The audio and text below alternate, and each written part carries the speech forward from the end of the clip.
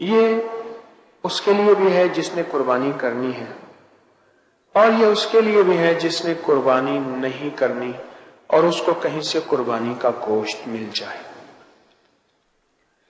یہ سب کے لیے ہے۔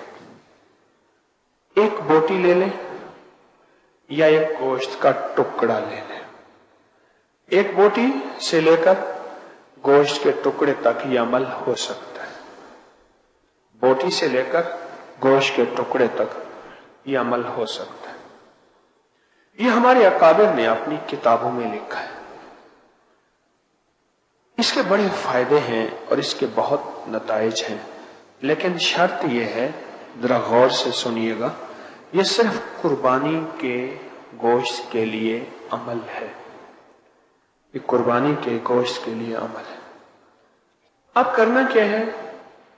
اس گوشت کو سامنے رکھ کے صرف 313 دفعہ پڑھنا ہے، یا شہید ہو، بس۔ یا شہیدوں کا عمل ایک بوٹی یا گوشت کے ٹکڑے پہ 313 دفعہ پڑھیں، اور اس پہ لگتے ہیں صرف 20 منٹ یا 15 منٹ۔ آپ نے خود کیا ہو یا کہیں سے ہدیہ ملا ہو، اور اول آخر 3 دفعہ درود پاک پڑھ کے اگر اس کو کر لیں، اب اس کے فائدے سنیں۔ اس کو کھانا نہیں ہے، خود نہیں کھانا، اس کے چھوٹے چھوٹے ٹکڑے کر کے جانوروں کو ڈال دیں۔ اگر مچھلیاں ہوں تو سب سے بہتر، تالاب، دریا، نہر، یقین ہے اگر مچھلیاں ہوں، ورنہ چیل، کوے، کتے، بلیاں، جانور اللہ کی مخلوق، ان کو ڈال دیں۔ اب وہ فوائد ذرا سنتے جائیے گا۔ پہلا فائدہ یہ لکھا ہے کہ جو بندہ یہ عمل کر کے بے زبان جانوروں کو یہ ڈالے گا، بس لفظ اتنا ہے، بے زبانوں کو ڈالے گا، تو اللہ پاک جل شانہ اسے بے زبانوں کی دعاؤں میں حصہ عطا فرمائے گا۔ دوسرا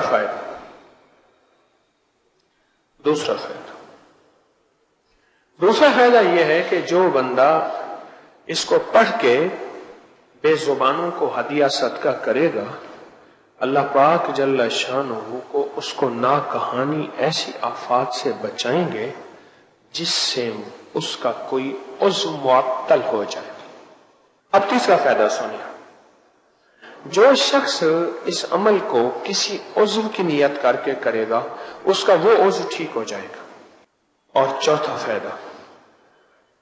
فائدہ اگر عورت بے اولادی کی نیت کر کے کرے گی، یا ماں کرے اور بیٹی اور بیٹوں کی اولاد کی نیت کر کے کرے کہ مولا ابھی یہ جوان نہیں ہوئے یا جوان ہو گئے ہیں، شادیوں کے قابل ہیں، یا شادیاں ہو گئی ہیں، تو ان کی نسلوں کو بے اولادی کے داغ سے بچانا، اللہ ان کو اولاد اور ان کی نسلوں کو اولاد سے انشاءاللہ نوازے گا۔ جو بندہ جتنے بڑے گوشت کے ٹکڑے پہ یہ عمل کرے گا، اور میں کہ اتنا بڑا اللہ اس کو رزق اتنا وسیع عطا فرمائے گا۔